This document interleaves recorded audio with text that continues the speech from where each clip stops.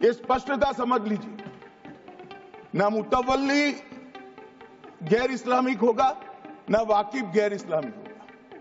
मान्यवर, वहां कोई प्रोविजन नहीं है गैर मुस्लिम को रखा। वो झगड़ा वक्फ में दखल करने का है। पहले तो वक्फ में कोई गैर इस्लामिक सदस्य आएगा ही नहीं, ये स्पष्टता समझ लीजिए। मान्यवर, आजादी के बाद वही एक्ट को 1954 में वक्फ के केंद्रीकरण के लिए बदला गया।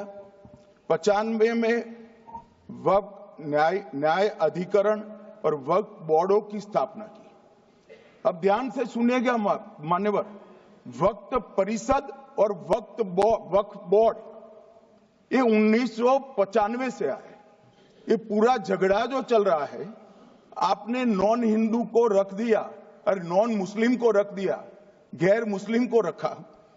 वो झगड़ा वक्फ में दखल करने का है। पहले तो वक्फ में कोई गैर इस्लामिक सदस्य आएगा ही नहीं, ये स्पष्टता समझ लीजिए। ना मुतवल्ली गैर इस्लामिक होगा, ना वाकिफ गैर इस्लामिक होगा। मान्यवर, वहां कोई प्रोविजन नहीं है।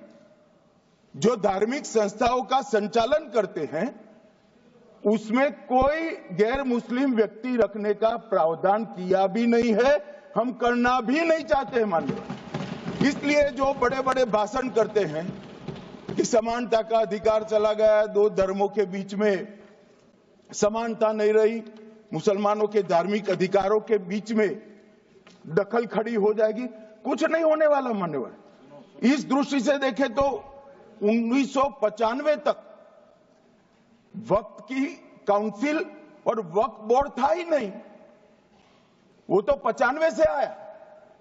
और मान्यवर, ये जो भ्रम खड़ा किया जाता है कि ये एक्ट मुस्लिम भाइयों के धार्मिक क्रियाकलापों के अंदर, उनके दान की हुई संपत्ति के अंदर दखल करने का है, ये बहुत बड़ी भ्रांति फैलाकर माइनॉरिटी को डराकर अपनी वोट बैंक खड़ी करने के लिए किया जा रहा है मान्यवर। यहां पर गैर मुस्लिम सदस्य रखे जाएंगे परिषद में और वक्फ बोर्ड में। उसका काम क्या है? उनका काम धार्मिक क्रियाकलापों को कुछ चलाने का नहीं है।